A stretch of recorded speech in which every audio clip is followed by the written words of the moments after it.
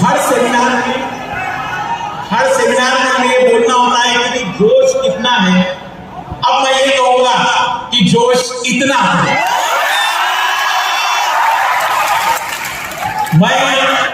मुझे ऐसा लगता है कि प्रत्येक धर्म में एक विशेष जगह होती है जिसे पवित्र जगह कहते हैं। शिक्षकों की अगर कोई पवित्र जगह है तो यही हो सकती है। हम दोनों शिक्षक सबसे पहले इस स्टेज के माध्यम से इस भूमि को नमन करते हैं।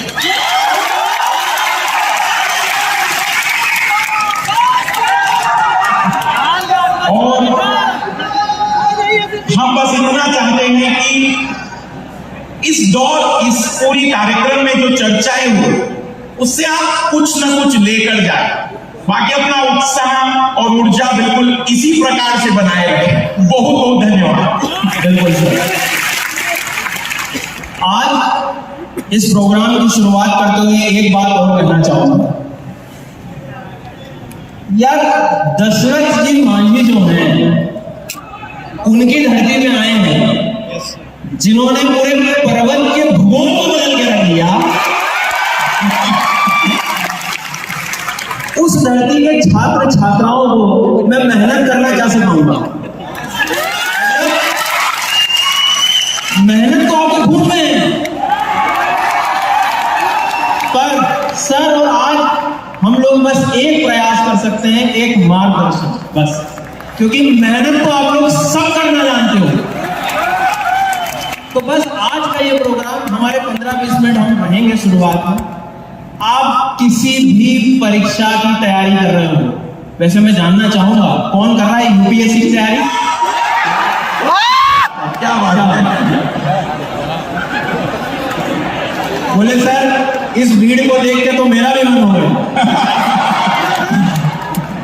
तो यूपीएससी या कोई भी कॉम्पिटिटिव एग्जाम की आप तैयारी कर रहे हैं तो 12 से 13 साल का अनुभव, 8 साल का अनुभव, आज जो भी हमने हमारे जीवन से सीखा है वो हम पूरा 15 मिनट में सिखाएंगे।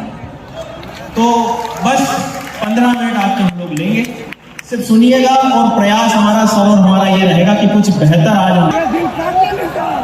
तो हम शुरुआत करते हैं बिल्कुल कुछ इंपॉर्टेंट पॉइंट्स पर।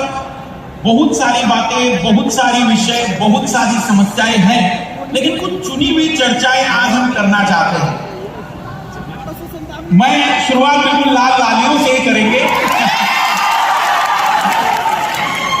और सर मैं 2 पंक्तियां कहना चाहूंगा क्योंकि ये भीड़ में मुझे ऐसा लगा कि बोलना जरूरी है। जरूर सर।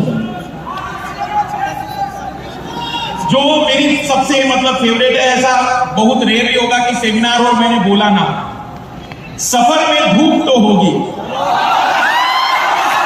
चल सको तो चलो, सभी है भीड़ में, तुम भी निकल सको तो चलो, किसी के वास्ते राहें कहां बदलती है, किसी के वास्ते राहें कहां बदलती है, तुम अपने आप को बदल सको तो चलो।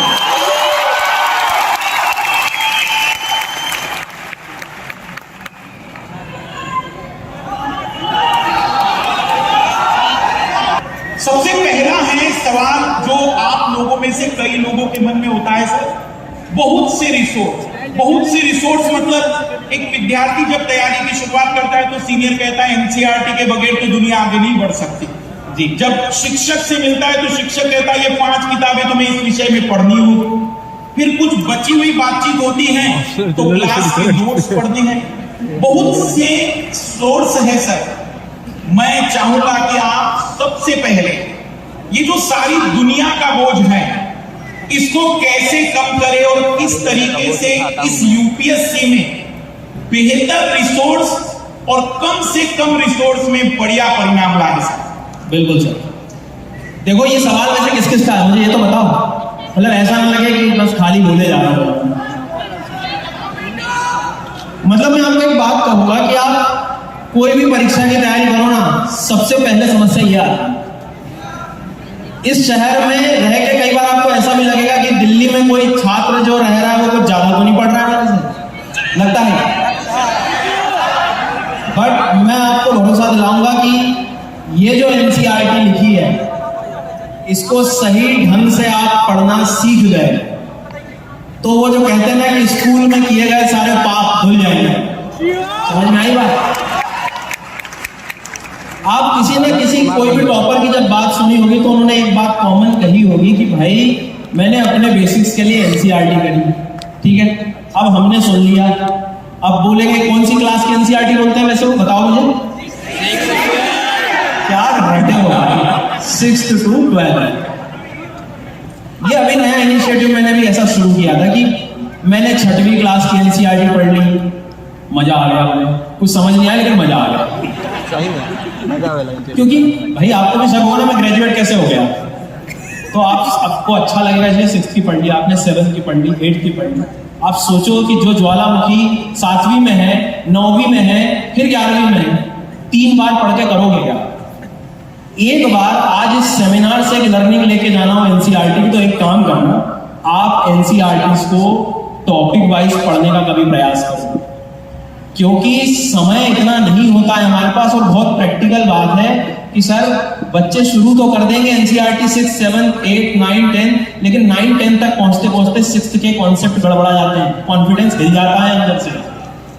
और ये बात सत्य मैं बता रहा हूं, कई बार बस बता नहीं पाते हम सामने किसी से। इसलिए आपको ये टॉपिक उठाओ और मेरे नजरिए में एनसीईआरटी पढ़ना है तो टॉपिक से कुछ मत करो। जैसे छोड़ो ज्योग्राफी, हिस्ट्री का भी आप लोगे तो सिंधु घाटी यदि आप छोटी क्लास में पढ़ रहे हैं तो बड़ी में तो फिर से मिलेगा, लेकिन तब तक जाते जाते हम कनेक्टिविटी भूल जाते हैं। एक बार प्रयास करना, एनसीईआरटी को आप लोग टॉपिक वाइज पढ़ना शुरू करो। ये बहुत मतलब बेसिक लर्निंग, और ये कई बार आप देखना कोई नहीं बता पाता है। इसका प्रूफ है, आपको लगे तो एक बार आप एनसीईआरटी की मेरी क्लासेस देखो, उसमें टॉपिक वाइज है, यू विल रियलाइज कि क्यों परेशान हो रहे थे यार 6वीं से 12वीं में। एक टॉपिक उठाओ, 7th का, 9th का, 12th तक सब पढ़ लो। तो आप ये जरूर करें, समय नहीं है आपके पास, सबको मिले यार अपने से, तो समय को कम समय में बहुत ज्यादा जरूरी है सब चीजों पे ध्यान रखना। अब सर मैंने तो एनसीईआरटी की बात की, और कुछ रिसोर्सेज को लेकर भी सर चर्चा करने वाले हैं, वो काफी बेहतर इंसाइट देंगे। देखिए सर ने सबसे बड़ी बात जो कही कि एनसीईआरटी को अगर आप क्लास वाइज पढ़ेंगे तो हो सकता है मोक्ष मिलेगा लेकिन सफलता नहीं। लेकिन अगर टॉपिक वाइज पढ़ लिया तो सिलेबस तो कवर हो जाएगा। मैं इसमें एक चीज और जोड़ना चाहता हूं कि हर चीज, हर विषय की किताब या हर एक नोट्स पढ़ना नहीं जरूरी है। पहले हम एक शिक्षक को चुन ले। जैसे सर ने आपने ज्योग्राफी पढ़ना शुरू किया तो आप पहले ज्योग्राफी सर से शुरू करें। जब आपको लगे कि सर ने अब कंप्लीट कर दिया, अब आप प्रीवियस ईयर क्वेश्चनों को एक बार देखिए, और अब या तो कोई एनसीईआरटी या कोई स्टैंडर्ड बुक अगर आपको आवश्यकता होती है तो पढ़िए। जबरदस्ती कई बच्चों के सर मैं कमरे पर जाता हूं तो वो ऐसे दिखाते हैं, ये मेरे पॉलिटी के नोट्स हैं, ये मेरे हिस्ट्री के नोट्स हैं, और मैंने कहा इसका करोगे क्या सर? अगर कुछ नहीं हुआ तो इसी रद्दी को बेचकर घर का किराया निकाल दूंगा। तो ज्यादा जरूरी है कम से कम चीज रखिए, और जरूरत हो तो पढ़िए। अगर सर ने कंप्लीट करा और आपको लग रहा है बढ़िया क्वेश्चन सॉल्व हो रहा है, रुक जाइए, अब अगला विषय। क्योंकि हमें हर परीक्षा में केवल एक ही विषय नहीं पढ़ना है, कई विषयों को पढ़ना है। पर सर केवल प्रॉब्लम नोट्स की थोड़ी है, केवल प्रॉब्लम रिसोर्स की थोड़ी है। एक बहुत बड़ी समस्या है मेरे हिंदी मीडियम के छात्रों की सर, करेंट अफेयर्स।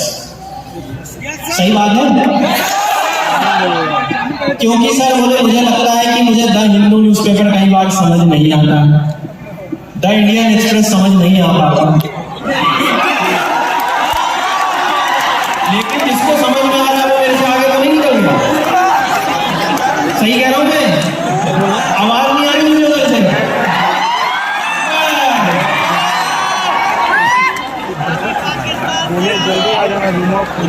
हाँ, तो अब सुन तो लो यार। सर पहले तो मैं चाहूंगा इधर से जो नारी शक्ति, इसका आवाज कम लग रहा है, एक बार इधर से पूरी आवाज हो। क्या बात है। तो एक जो बड़ा सवाल सर ने खड़ा किया करंट अफेयर का, बड़ा सवाल करंट अफेयर से भी एक और बड़ा सवाल है कि सर करंट अफेयर क्या है? बिल्कुल सीमा हैदर की अंजू वाला करंट अफेयर।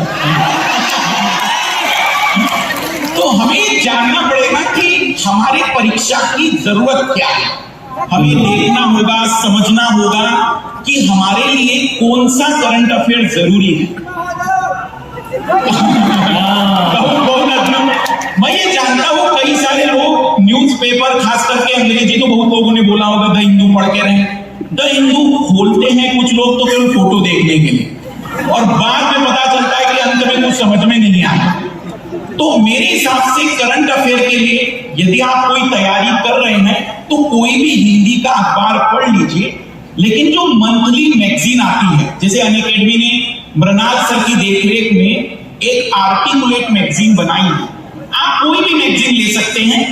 अंत में महीने में 4 संडे होते हैं, आप 4 संडे में उस मैगजीन को थोड़ा डेडिकेट कर दीजिए, आप पाएंगे कि आपका करंट अफेयर बहुत बढ़िया होगा। और सबसे बड़ी बात, करंट अफेयर उतना ही तैयार करना जितना कि रिवाइज हो सके, नहीं तो पता चल रहा है कि उसकी अलग से पोथी तैयार की तो उसका दोहराव नहीं होगा।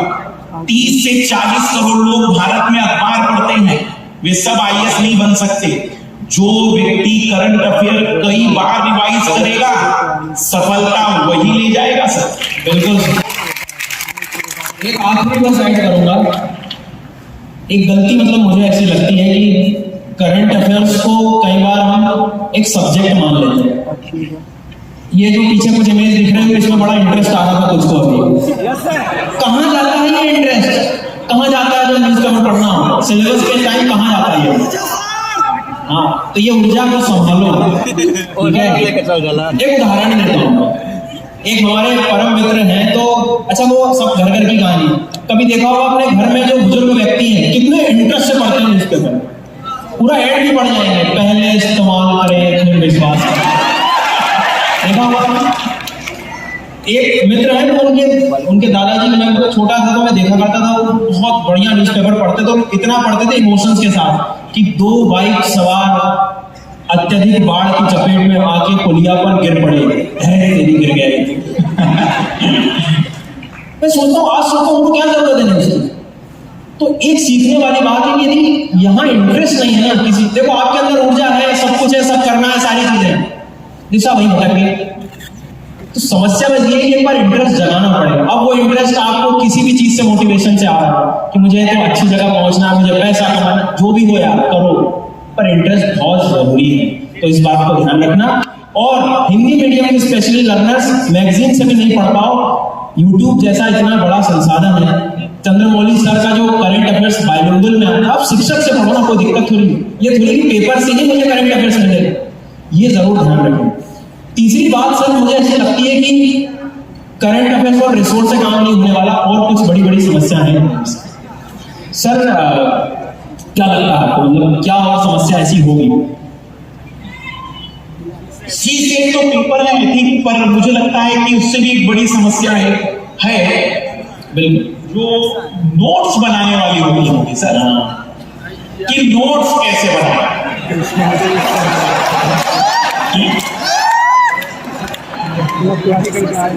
नोट्स के लिए सर विद्यार्थी बड़े कंफ्यूज होते हैं कि शॉर्ट नोट्स बनाएं, बड़े नोट्स बनाएं, या फिर जैसे आपने रखा है कि ऐसे नोट बनाओगा कि NCERT भी शर्मा जाएगी।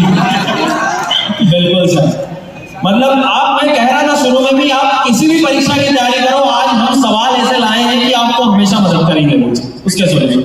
एक सबसे बड़ी समस्या नोट्स। सर मुझे लगता है ना कि नोट्स बनाने से पहले नोट्स क्यों बनाया जाता है इसकी फिलोसॉफी समझनी हो। कल का उदाहरण देता हूं मैं, कल शाम को यहाँ आया मैं, तो मैं देख रहा हूँ कि टीम पूरी सेमिनार की तैयारी कर रही है, चर्चाएं हो रही है, लेकिन एक चीज कॉमन थी उनमें, वो हर चीज नोट डाउन कर रहे थे। क्यों? क्योंकि आगे क्या होने वाला है नहीं पता होगा। बिल्कुल, आप इमेजिन करो एग्जाम के 15 दिन पहले की स्थिति, कोशिश करो एक बार, सोचो इतने रिसोर्सेज कभी रिवाइज कर पाओगे एक साथ आप? बिल्कुल नहीं होगा। और आप यदि कर पा रहे हैं तो आप महान हैं। नहीं होगा यार, प्रैक्टिकली सोचो 20 किताबें कैसे करोगे? तो सबसे पहले ध्यान से सुने कि यदि आपको लगता है कि नोट्स की जरूरत क्या है, तो सबसे पहले जरूरी पता होना चाहिए। अब रही बात बनाए कैसे, ऐसी बातें तो हर कोई कर जाता है कि नोट्स बनाए कैसे। तो बनाने का एकमात्र जो सही तरीका वो ये है कि कोशिश, मेरे से एक बात सीखना हो तो बस यही मैं हमेशा क्लास में कहता हूँ, और जो सत्य है वही बोलूंगा कि नोट्स थोड़े छोटे ही बनाना। कई बार एनसीईआरटी 40 पेज की हो जाती है और हमारे नोट्स 60 पेज के हो जाते हैं। दुनिया भर के हाईलाइटर यूज कर रही है, कैप्टन से दिखना बंद हो गया मेट्रस में, पूरा हाईलाइट कर दिया, वाइट कलर का हाईलाइटर लगा रहे हैं बच्चे। सर उसको हाईलाइटर पे हाईलाइटर लगा रहे हैं, वाइट कलर लगा रहे हैं, मत करो। एक पैराग्राफ को रीड करो। जनरली जैसे कोई शिक्षक भी पढ़ाना होता तो एक पैराग्राफ आप पढ़िए, नहीं समझ आया दूसरी बार पढ़िए, लेकिन दूसरी बार में कुछ ऐसे कीवर्ड्स निकालो जिससे वो आज से 2 साल बाद भी आपसे कोई पैराग्राफ पूछ ले तो वो कीवर्ड्स की मदद से आपको पूरा पैराग्राफ याद है। सिर्फ काम की बात लिखो, किसी से दुश्मनी प्यार जब हो जाता है तो काम की चीजें हमेशा याद रहती हैं, उस पैराग्राफ से निकालो और वो नोट्स में लिखो। हमेशा नोट्स छोटे बने। और आप यदि सजाने में लग गए, रंगोली बनाने में लग गए, मैं बता रहा हूं बहुत दुखी हो जाऊंगा नोट्स। तो थोड़ा सा इस चीज का ध्यान रखना, बाकी सब और बताने वाले हैं। मैं नोट्स के मामले में एक चीज कहूंगा कि कई स्टूडेंट ये शिकायत करते सर नोट्स कैसे बनाएं, या नोट्स बनाते समय हम लोग पहले दिन अच्छे नोट्स नहीं बना पाते। मैं आपको एक सच्चाई बताऊं कि अगर आज मैं अपने पहले दिन के नोट्स बनाऊं तो शायद मैं कहूंगा कि इससे ज्यादा बकवास नोट्स मैंने पृथ्वी पर ना देखे, क्योंकि पहले दिन हो सकता है कि मुझे समझ में कुछ नहीं आ रहा लेकिन मैं लिखते ही चला गया। तो आप नोट्स दिन प्रतिदिन सीखेंगे। पहले दिन आप हो सकता है डिटेल में लिख रहे हैं, फिर आप थोड़ा शॉर्ट लिखना शुरू करेंगे, तो 15 से 20 दिन आप जैसा बना सकते बनाते चलिए।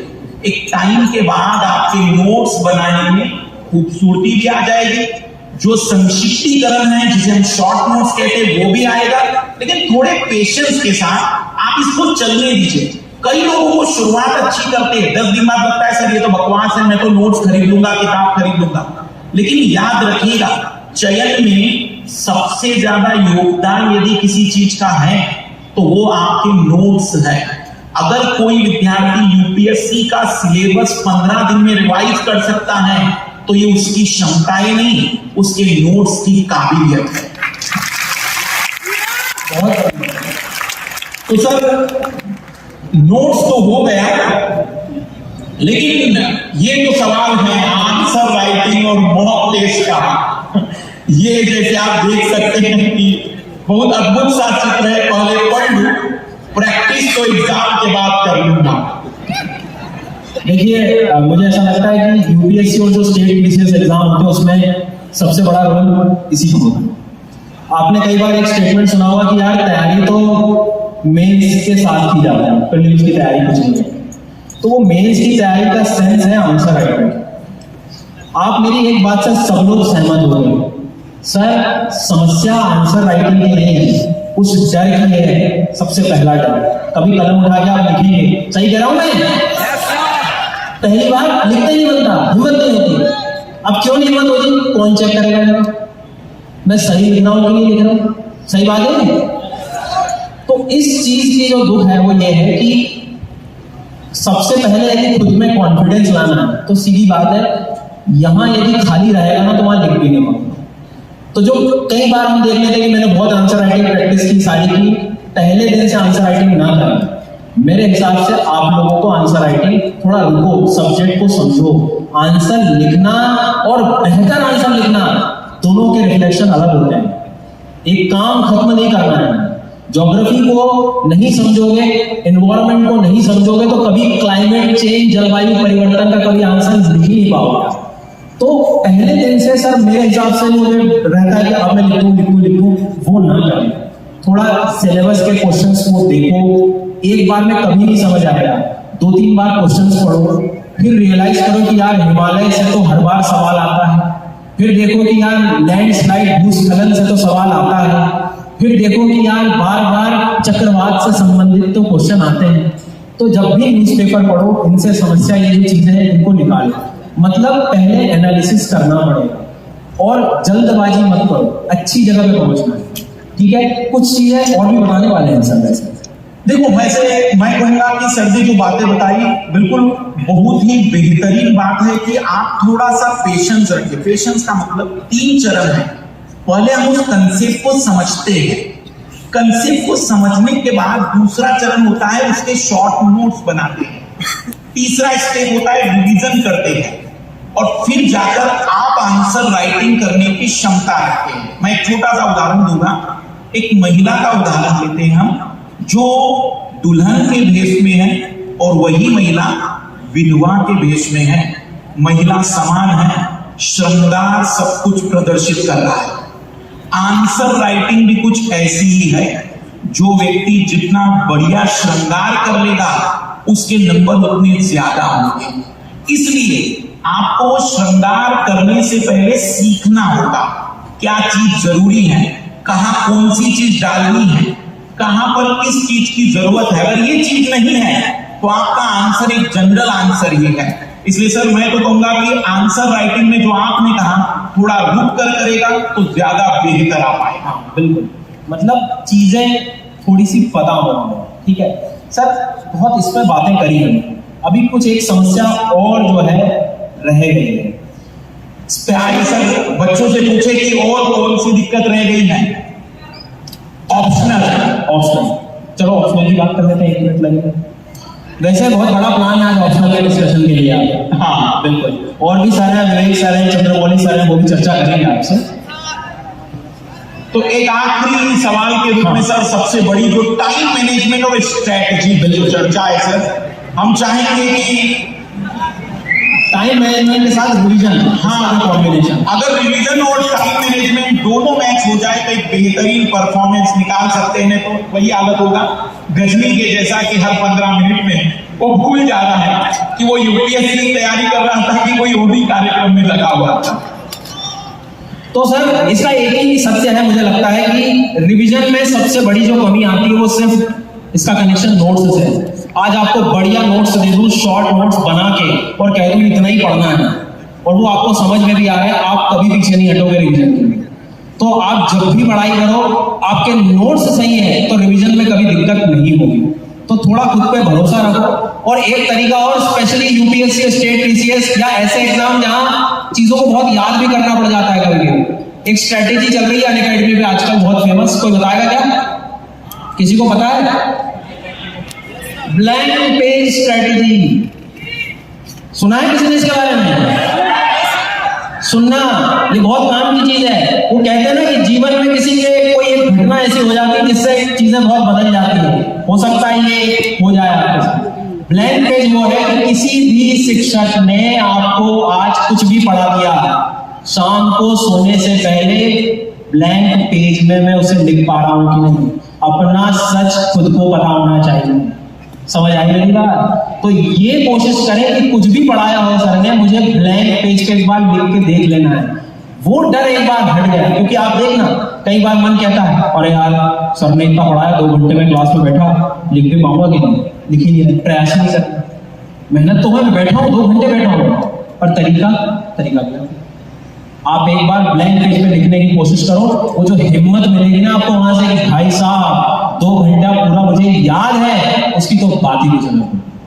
तो इस बात को ध्यान रखें, जब भी आप नोट्स बनाएं थोड़ा सा जो है इस तरह से ध्यान रखें कि मुझे रिवीजन करना। तो रिवीजन आप ब्लैंक पेज पे करें मेरे सर ने जो कही बात, उसमें एक बड़ी चीज मैं जोड़ना चाहूंगा। जैसे कराटे या कोई भी चीज जब सीखते तो उसमें कहा जाता है कि सामने वाले की 100 कर्तव्यों से मुझे डर नहीं है, मुझे डर है उसकी उस एक कर्तव्य से जिसे उसने 100 बार किया होगा। कई बार विद्यार्थी रिसोर्स इतने जमा कर लेते हैं कि वह दोहरा नहीं पाते। कोई भी एग्जाम लीजिए आप, कोई भी, मैं आपको एक दावा करता हूं, आपके कमरे में जितना मटेरियल इस समय पड़ा है, इस समय अगर वो सारा आपको याद है ना, तो किसी एग्जामिनर की औकात नहीं कि आपको फेल करके दिखा दे। तो ज्यादा जरूरी है दोहराओ, जितना ज्यादा रिपीटेशन करोगे, जितना दोहराओगे, और इस बार का जैसे यूपीएससी ने बदलाव किया, सबसे ज्यादा सख्त जरूरत है दोहराओ। जितना रिपीट होगा उतना दिमाग और भी बेटर होगा। और एक अंतिम रूप में टाइम मैनेजमेंट पर हम चर्चा कर लेंगे और फिर आप लोगों का जो हमने समय लिया, मुझे उम्मीद है कि वो चीजें जो आप हमें दे रहे हैं उतनी चीजें आप तक पहुंच पाए। एक अंतिम रूप में सर मैं आपसे जानना चाहूंगा, टाइम मैनेजमेंट पर आप क्या चाहेंगे कि विद्यार्थी किस तरीके से आगे बढ़े? सर मुझे ऐसा लगता है कि टाइम मैनेजमेंट इस एग्जाम से रिलेटेड तो नहीं, मतलब जीवन में हर जगह काम आता है। बिल्कुल। आज मैं पढ़ाने में बैठ रहा हूँ, सुबह उठने के बाद मेरा दिन मुझे क्लियर नहीं है ना, मैं कह रहा हूँ वो दिन ऐसे निकल जाए। फिर हम कहाँ ढूंढते हैं? फिर हम मोटिवेशन ढूंढते हैं कि कोई आएगा और मुझे मोटिवेट करके चला जाएगा, यही होगा। पर हम भूल जाते हैं कि सुबह उठने के बाद आप कभी भी उठ रहे हो सकता है किसी का सोने का मतलब रात में पढ़ने की स्थिति, नाइट आउल जिनको हम कहते हैं। बिल्कुल। कई बार हमारी भी आदत है कि रात रात भर बैठे, पर जब भी करो आप एक थ्योरी अपना लो कि मेरा अगला 1 घंटा कैसे होगा, सही होना चाहिए, वो प्लान होना चाहिए। यार जिला संभालने वाले हो आप, आगे जाके एक अच्छी पोस्ट पे जाने वाले हो, आपके सिग्नेचर से चीजें बदलने वाली हैं, आप अपने टाइम मैनेज नहीं कर पा रहे। सबकी परवरिश अलग हुई है, सबकी मानसिक स्थिति अलग है। अपने आप को समझो और चीजों को थोड़ा सा टाइम मैनेज करना सीखो। कोई नहीं आके बताने वाला, मुझे आपकी स्थिति नहीं पता कि आप कितने घंटे पढ़ सकते हो, सबकी एफिशिएंसी अलग अलग है। कोई 2 घंटे में चीजें पढ़ पा रहा है तो कोई आधे घंटे में साफ कर जा रहा है। आपको समझना होगा और बस आप एक सीधा काम करो कि अगला 1 घंटा मेरा सबसे बेहतर हो। मत करो दिन भर का खूब ज्यादा बड़ा प्लान, 1-1 घंटा भी संभालोगे तो कर जाओ। आपको पहचानना होगा कि आपके लिए कौन सी काम की चीज का, मतलब आप कोई भी परीक्षा की तैयारी कर लो, सच है ये टाइम मैनेजमेंट। तो उम्मीद कर रहा हूं मैं कि कुछ हम लोग सिखा पाए। सर और अंतिम कुछ बताएंगे टाइम मैनेजमेंट के बारे में? सर मैं पटना आया और हिंदी माध्यम के विद्यार्थियों का टाइम मैनेजमेंट इसलिए ज्यादा जरूरी है सर, बिल्कुल, क्योंकि ये मेरा लाभ केवल और केवल विषय पढ़ के नहीं आया है, इसे अपनी जिंदगी की भावनात्मक संबंधों को भी तो नियंत्रित करना है। बिल्कुल इसे पड़ोसी से भी बात करनी है कि तुम्हारा होगा कि नहीं होगा, उसे भी जवाब देना। सही। इसे थोड़ा सा रील और इंस्टाग्राम के बगैर नींद नहीं आती सर। और शाम को जब तक अपने मित्र या प्रिय मित्र से बात ना हो, महिला मित्र, ऐसा लगता है कि दिन हो जाएगा अधूरा सा। वाह। मैं ये चाहूंगा कि आप लोग ऐसा सोचिए नहीं कि आप इन सभी चीजों से मुक्ति पा लेंगे, क्योंकि जिस समाज में हम रहते हैं वहां पर हमें इन सवालों से गुजरना है। तो ज्यादा बेहतर क्या हो सकता है कि आप एक फिक्स ड्यूरेशन पकड़ लीजिए कि देखो भाई मैं अपनी जिंदगी में 24 घंटे के 3 हिस्से बना देता हूं। 8 घंटे मेरे सोने के हैं, 8 घंटे जिंदगी के बाकी कर्तव्यों के हैं, क्योंकि पिता और माता हमारे जिस बैकग्राउंड से हम आते हैं वे ऐसे नहीं है जो कहेंगे कि जाओ बेटा तुम केवल अपनी जिंदगी का आनंद लो, मैं सब देख लूंगा। वो कहेंगे देखो पढ़ना हो तो पढ़ो पर तुम्हें ये काम भी करना पड़ेगा। तो हमें अपने 8 घंटे उन्हें समर्पित करने हैं। लेकिन अभी जिंदगी में मेरे 8 घंटे बचे हैं, ये वो 8 घंटे हैं जिसे मैं अपनी तरीके से यूज करूंगा। ये वो 8 घंटे हैं जिससे मैं अपना भविष्य बदलूंगा। ये वो 8 घंटे हैं जिससे मैं अपने आने वाले कल को आज की तुलना में बेहतर करके दिखाऊंगा। और इसीलिए मुझे वो 8 घंटे सबसे बेहतर दिखाना है। आपको तय करना है कि कितने घंटे, 2 घंटे आप क्या पढ़ सकते हैं, 2 घंटे आप कौन सा विषय पढ़ सकते हैं, करंट अफेयर कितना पढ़ सकते हैं, आप उन 8 घंटों को कितना बेहतर कर रहे हैं, यही आपका आने वाला कल तय करने वाला है। इसलिए आज तय करिए कि 8 घंटे मेरे कैसे गुजरने वाले हैं। समय प्रबंधन में मैं कहूंगा केवल आप अपनी जिंदगी के 8 घंटे दीजिए। मैं इस स्टेज से दावा करता हूं मात्र 365 दिन के बाद ये दुनिया तुम्हारी कुछ और होगी, जो भले आज ना हो। मैंने कहा था इनको मेहनत करना नहीं सिखाना है। बिल्कुल सर। तो अब हम हमारे अंतिम चरण में हैं। हम लोगों का बस एक मकसद ये था कि हम आपको कुछ इस तरह का गाइडेंस देंगे। लेकिन मैं फिर कह रहा हूं आपसे, आने वाला ये जो प्रोग्राम है, और मोटिवेशन की क्या बात करें, जहां आबाद हो जा सर वो फिर तो मैंने कहा 2 चीज हम करने नहीं आए हैं। एक मेहनत का मैं आपको कोई पार्ट नहीं पढ़ा सकता, न सर पढ़ा सकते हैं, न मोटिवेशन सर हैं, हम सिर्फ रास्ता दिखाने आए थे आपको एक। तो अंतिम बस एक बात ये कहूंगा इस स्टेज से, इस माध्यम से, कि कुछ छात्र जो नहीं भी आ पाए हैं या इसको कभी भी कहीं भी आप सेमिनार को देखेंगे, मैं वादा करके जा रहा हूँ, ज्योग्राफी एनवायरनमेंट में आप मुझसे कहीं भी पहुंच सकते हैं। बहुत सारे ऐसे सोर्सेस खुल गए हैं, फ्री क्लासेस प्लस क्लासेस, जहां जैसे मदद मिलेगी, जहां आपको जैसी मदद चाहिए मैं तैयार हूँ। सर मैं एक चीज मैं बताना चाहूंगा सर का, मैंने मैपिंग का क्लास देखा था। एक अद्भुत सी बात मैंने जो देखी और मैंने सीखा उनसे उसी दिन, कि जब वो पहले दिन मैपिंग बता रहे थे तो बच्चे को ये मैप कुछ नहीं दिखाया, बोले कुछ मत रखो दिमाग में, 7 डब्बे बना दे रहा हूं मैं, और उन 7 डब्बों के बेसिस पर पूरे महाद्वीप और महासागर बताए।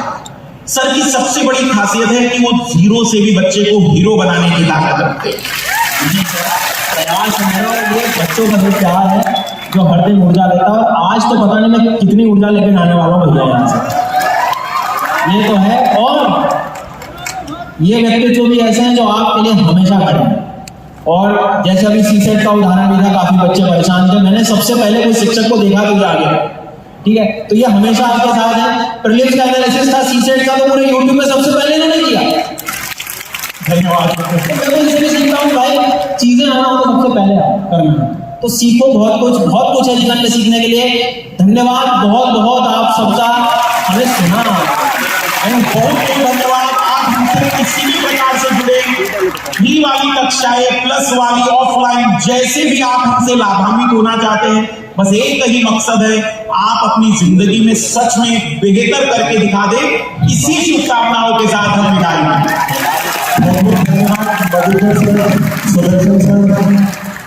अनु सर, यार गजब की ऊर्जा देखी, जीवन में मैंने नहीं देखी यार। हमने ये 8 साल का अनुभव बता रहा हूँ, ये 8वां 9वां सेमिनार होगा, मतलब कुछ कोई तोड़ नहीं है इसके अंदर, कोई तोड़ नहीं। थोड़ा सा ही बस यही से सारी चीजें सुनते चले और बाकी मुलाकात हमारी होती रहेगी। ये शुरुआत भर है, और जो उत्साह आपका देखा है ना, अवध सर ने कहा है बहुत जल्द ही हम पुनः मिलेंगे इससे भी बड़े कार्यक्रम के साथ। 4 साल से अनअकैडमी के माध्यम से जो YouTube चैनल है अनअकैडमी का, आप रेगुलर वीडियो दे रहे हैं। अभी आपने एक सीधी बात लोग बकवास करके सीरीज भी चालू करें। सर 4 साल में मेरा जहाँ तक अनुभव है, जो जितने घंटे आप पढ़ाते हैं एक महीने में छात्रों के लिए, लगभग आप शायद 2000 वीडियो तो अभी तक डाल चुके हैं। सर आगे आपका क्या कार्यक्रम है, बच्चों को और क्या बेहतर मिलने वाला है? और सेम क्वेश्चन मेरे सुदर्शन सर से भी। सर अभी इस समय हम 2 बड़ी चीजें करने पर प्लानिंग कर रहे हैं। जैसे मैंने आप लोगों ने देखा होगा पिछली बार रिवीजन क्लास की एक नई शुरुआत की थी कि 4 घंटे 5 घंटे नहीं, 12-15 घंटे में एक विषय कैसे रिवाइज करें। अब उसी को ध्यान में रखते हुए मैं ये कार्यक्रम पूरा ऑफलाइन में लेकर आ रहा हूं सर, कि स्टूडेंट से ऐसे फेस टू फेस। मैं चाहता हूं एक बार अनअकैडमी मौका दे ऐसी भीड़ के साथ एक 12 घंटे की क्लास लेने का। तो बस आप प्लान करिए, मैं तैयार हूं। बिल्कुल बिल्कुल, ये है असली मैराथन। ये होगा असली मैराथन। नहीं अरे सर, ये प्लान करना है जी सर। 12 घंटे पढ़ना।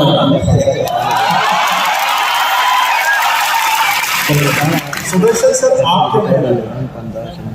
देखो, मतलब जनरली अभी तक मैं आपको सच बताऊं तो मुझे लर्नर्स नहीं बताया कि हमें ये करना, ठीक है। तो अभी तो फिलहाल करंट सिचुएशन मैंने 4-5 दिन पहले से शुरू किया एनसीईआरटी का, जो अभी मैं आपसे कह रहा था टॉपिक है, वो कहीं नहीं मिलेगी, आपको एक बार ट्राई करना उसको। और मेरा एक ही काम है, प्लानिंग ऐसी करो कि चीजें आपके लिए आसान हो जाए। राष्ट्रीय उद्यान, national park, biodiversity, wild life sanctuary, कुछ भी आप उठा के पढ़ना। जितनी ये लिस्ट थी उससे हटके मैंने मैपिंग पे कर दी हर चीज को। एक बार आप किसी भी परीक्षा की तैयारी कर रहे हो, एक बार स्वाद लेके देखना राष्ट्रीय उद्यान का, नदियों के साथ मिलेगा। हमेशा आता है और हर बार कुछ ना कुछ मैं आप लोगों ने नया लाता रहूंगा, तो बेफिक्र रहिए। आप किसी भी स्थिति में, किसी भी फेज में हो अपनी परीक्षा के, एक बार आप पढ़ के देखिए, कलयुग में मोक्ष दिलाने की गारंटी रहेगी।